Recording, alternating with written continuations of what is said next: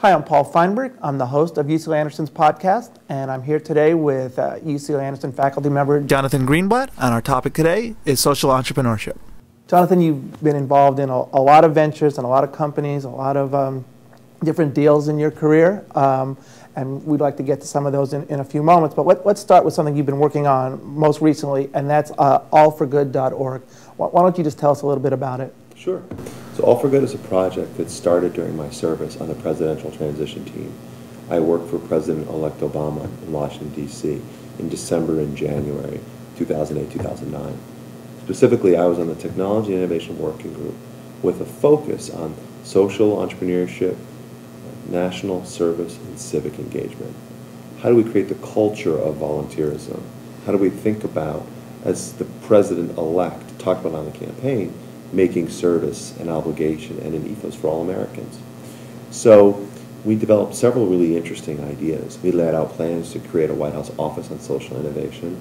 That subsequently happened after the president took office. And there now is a team of people at the White House focused every day on issues of social innovation and issues of civic participation. It's very exciting. We laid out a plan to create a social innovation fund, a pool of capital that would be used to invest in effective nonprofits and provide them with the growth capital to scale their models. Nonprofits are so important. They're a huge part of the economy. I think it's 11% of the workforce, the fastest growing actually segment of the economy today in terms of job creation. And yet during the sort of great recession we find ourselves in, when state budgets are being cut back and people are losing their jobs, the nonprofit sector plays an even more vital role, and yet it's under pressure. So the idea was to create a pool of capital that would provide, again, call it growth financing, to effective NGOs to scale successful models and drive broader change. I'm really pleased to report that that Social Innovation Fund, it's now called the Community Solutions Fund.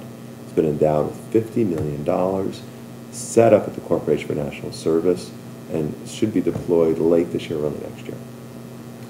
A third idea that came out of the transition was, could we build upon the momentum of new media that was it really characterized the Obama presidential campaign. His use of Facebook and Meetup and other social networking tools to engage first-time voters, to raise money, to really create conversation on the web.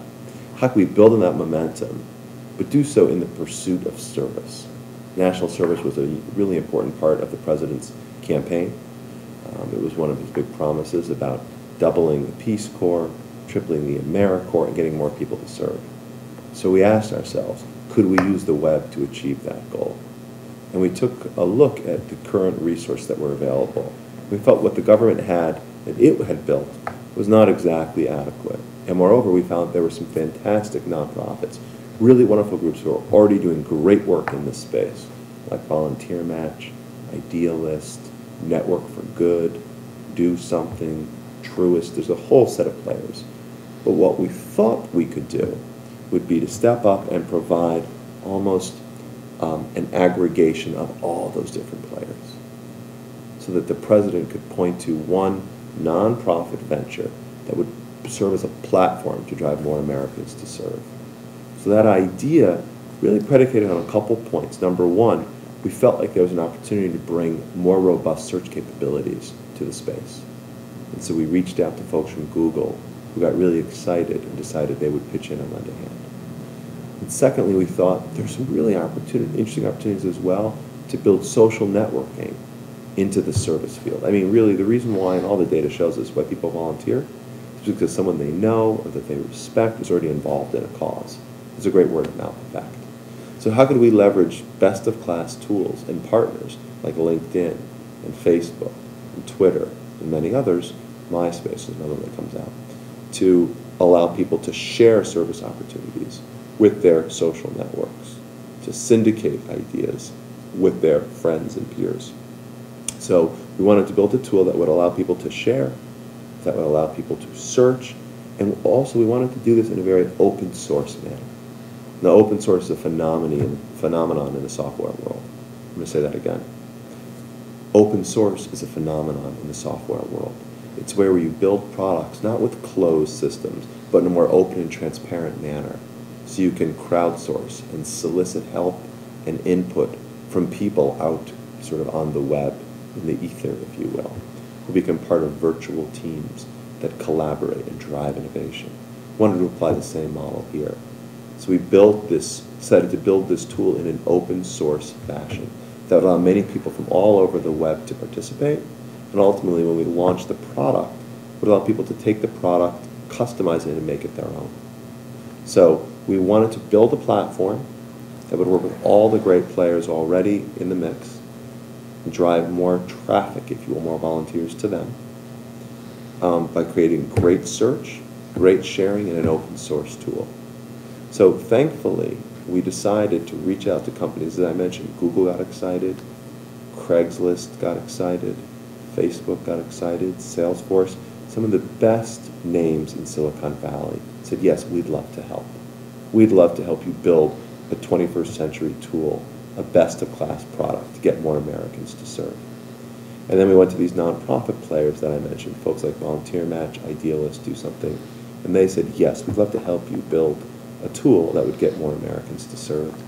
So through a collaborative effort involving a lot of people donating a lot of pro bono resources, we created something called All for Good.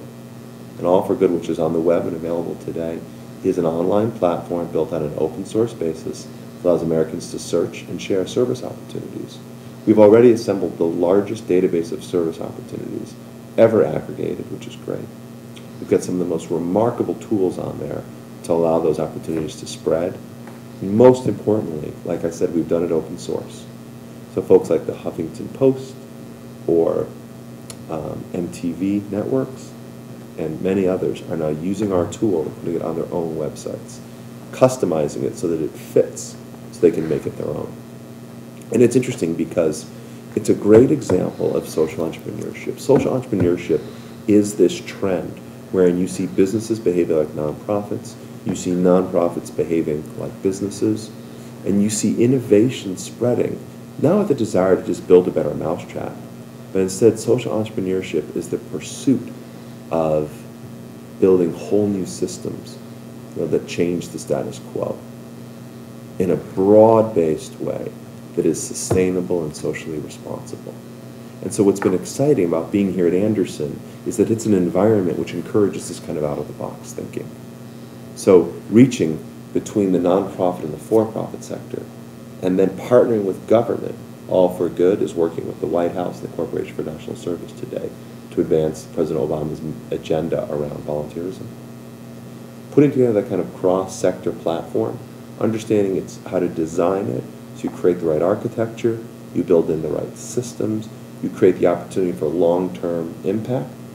Those kinds of lessons and insights are not necessarily obvious, but it's a kind of cross-sector and dynamic thinking that I think we do very well here at Anderson. Tell me, who's your typical user, or who is the typical user on the website? And if I were to, two-part question, if I were to come to the site, like what would I want to volunteer, I want to get involved, so kind of in a specific way, what might I do, and who's the typical person coming on? Well, it's interesting. Roughly 25 to 26% of all Americans serve. So there's some new statistics that will be actually coming out, be published I think as early as next week, that will articulate this in some depth. But we roughly have over 60 million Americans who serve. These people tend to work in their local communities. From a socioeconomic standpoint, it varies a great deal, but it is often such that it are people who either are affected by a particular condition or experience a situation, or are told by a friend or a neighbor or a relative or a colleague about a particular issue, and they decide to get involved.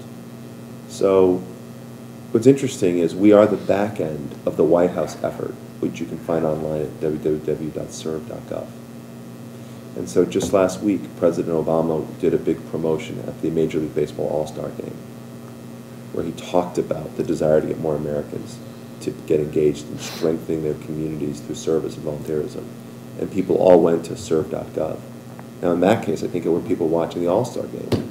Probably skews male, a little bit younger. On the other hand, if we look at volunteerism in general, typically 2/3 to 3/4 of the people involved are women. They tend to be women, again, across a varied age range, but who are interested in issues affecting their local community or their personal sphere of influence. So you get a very wide range of people who are involved with it. What's interesting is that if you go to the website today to answer your second question, Paul, right when you type in allforgood.org, allforgood.org, you automatically, when you log in, see listings of service opportunities in your area. We do what's called an IP detect.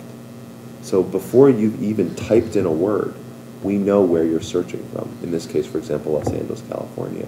So we would automatically share with you service listings. And interestingly enough, I sat a couple weeks ago with a former Anderson grad, an alum, who worked at Ask Jeeves. In fact, one of the guys who helped build up Ask Jeeves to a very robust business, who was saying, wow, you guys have achieved the holy grail of search. You're giving me information before I've even entered in a search term, which is, you know, a really exciting thing. But so what you would see would be instantly listings in your area. If you then chose to get more specific and typed in the keyword animals or education or homelessness, you would then see a refined set of listings, you know, mapped to that keyword. You can sort it by date, so things that are happening right now, in a week, in a month. You could search on geography and actually see maps that provide you with, you know, understanding of, you know, where geographically the event will take place. You could choose to, quote, like a feature, so star the feature, so that it then shows up in your profile as one of the items that you liked. And I think maybe most interestingly, you could choose to log, you don't have to, but you could choose to log in through Facebook or MySpace or Yahoo or AOL or Google. And then it connects to your profile on the web, which is also very exciting. Because if I remember you, I know by your Facebook profile, let's say, then right on your Facebook page I can see the listings that you liked. Or when you come back, I can serve you new listings based on what you liked before. So when you go to allforgood.org, you get a very personalized experience that starts with geography and gets even better from there. From the other end, I just so happens I run a small nonprofit, or I'm president of a small nonprofit. If I were looking for volunteers, how would I get my organization to be on the other side of that? So there are a couple of ways that you can do it.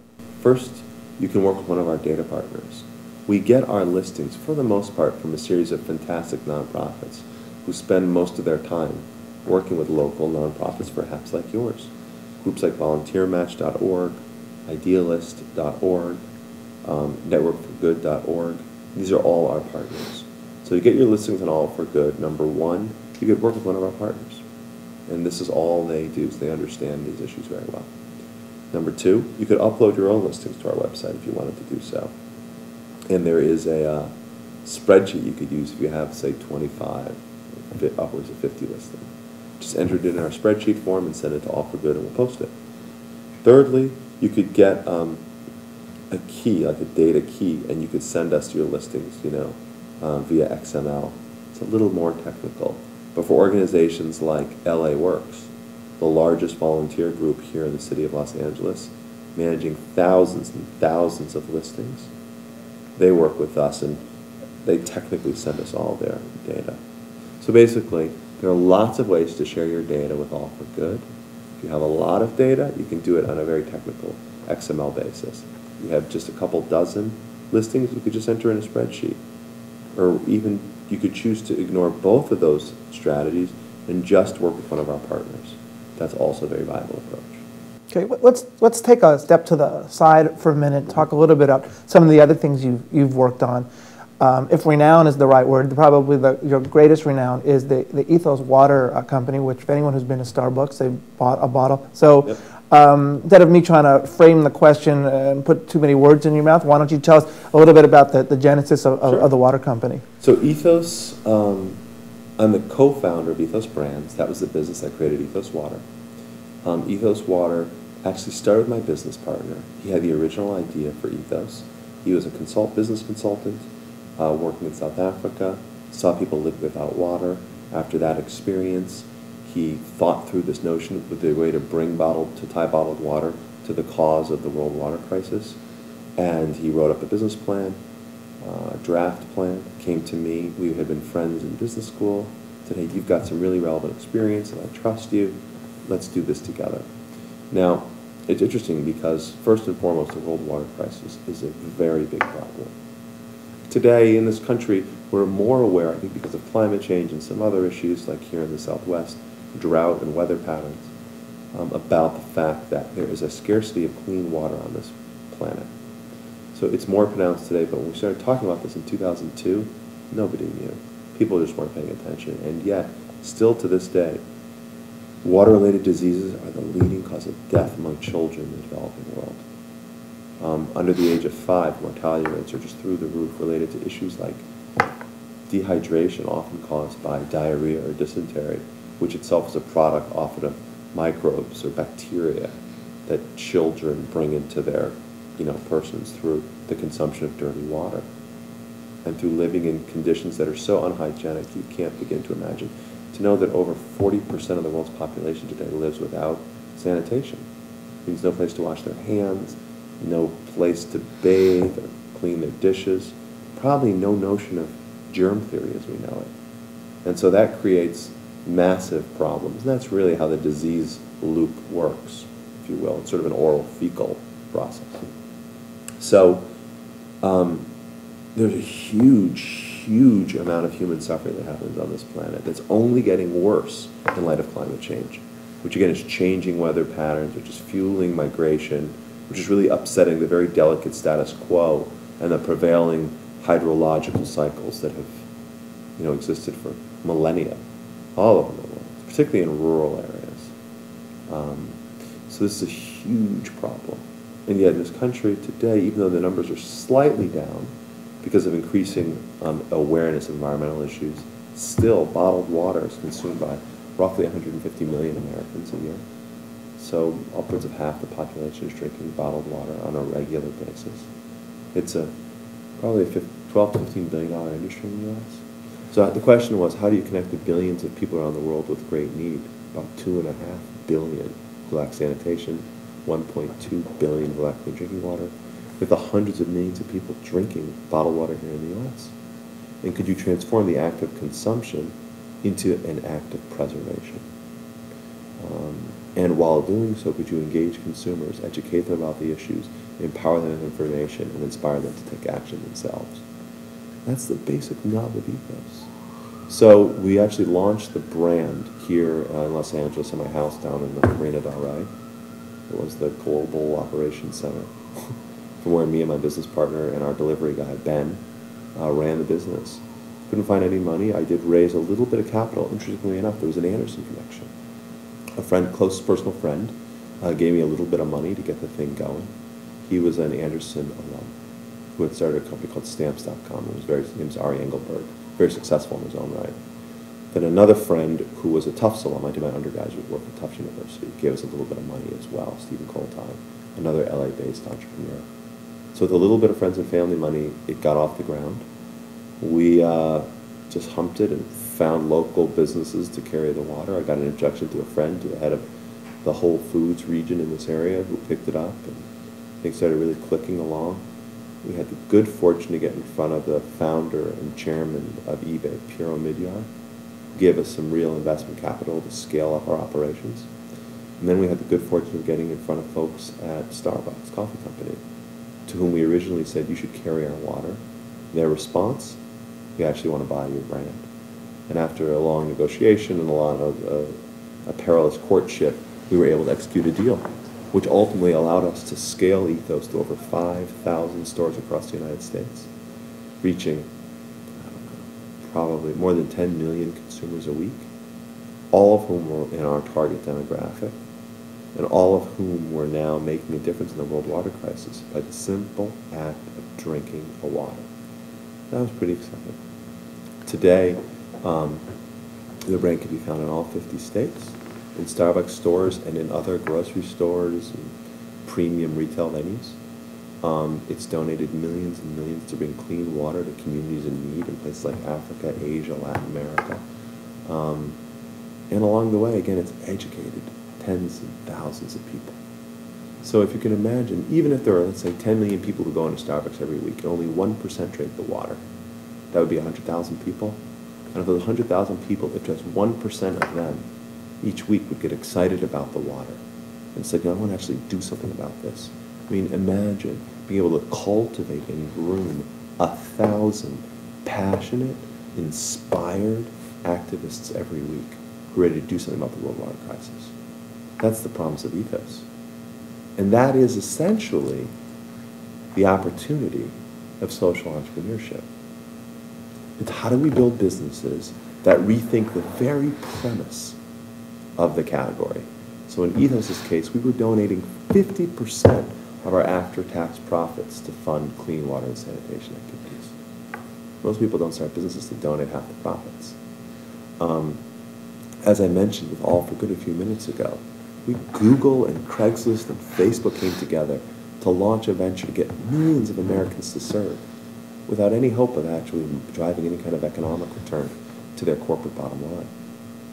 So the course that I teach here at Anderson, and the topic that I'm so excited to explore, and it's been a marvelous place to do that, is how do we build that next generation, not of businesses or nonprofits, but of enterprises that sort of pull in a best-of-breed way the elements of the for-profit world about accountability, and sort of value creation, promotion and marketing, and at the same time the best of the nonprofit world about social impact, about community engagement, and about changing the world. And that's the class I teach here, and it's the coursework that we're expanding upon. And it's, I think it's a marvelous thing that at a place like this, one of the top business schools in the United States, you have a student body that is yearning for this kind of content, that wants to know not how am I going to go work for McKinsey or Mattel or Morgan Stanley or Microsoft, but instead says, how am I going to change the world? Maybe they'll do it at one of those large organizations. Maybe they'll do it on their own. Maybe they'll do it by going into a job in public service. But the fact that all the students who come in here seem to ask themselves that same question, and that Anderson provides them with opportunities to explore that passion, I think that's a pretty special thing. Jonathan, you're a businessman, you're a social entrepreneur, you're involved in politics, and yet you find time to come to a school and teach. So I'm wondering, why you teach, and also what's the reaction? What do you get back from the students? That's a great question. I've been fortunate to have some success in public service. I've worked in the White House and worked more recently in the Obama transition team. I've had some success in the private sector. I co-founded Ethos Water and was an executive at Starbucks and CEO of another company. And I've had some success in the nonprofit field, advising really innovative organizations like the X Prize Foundation, starting new organizations like All for Good. But I think through all of that, what's a common denominator is a desire to change the world. So I teach here at the Anderson School of Management at UCLA because it allows me to build upon that desire to change the world. And the environment of this business school is so exciting because it's very pragmatic, it's very purposeful, and you have a student body who really has a strong desire to engage in this emerging field. What I find, and I've been teaching it for now 3 years, is that more and more the students say, it's not what business I want to start. It's not what nonprofit I want to go work for. It's how do I imbue these insights of social innovation and community change into my organization. Whether they're going to go to McKinsey or Mattel or Morgan Stanley or Microsoft, whether they want to go into a career in high tech or in banking or finance or consulting or consumer products. It's again and again the students say, listen, I want to know how through my work I can change the world. I'm here at Anderson because I want to give students the skills and the tools to accelerate their ability to change the world. I think eventually everyone can find their own path. I think everyone can be world-changing. But I think what we try to do here at Anderson is to catalyze that process and to make students even more effective at the kind of change that will drive, I think, at the bottom line and create economic return, but also will drive social impact and, again, make the world a better place.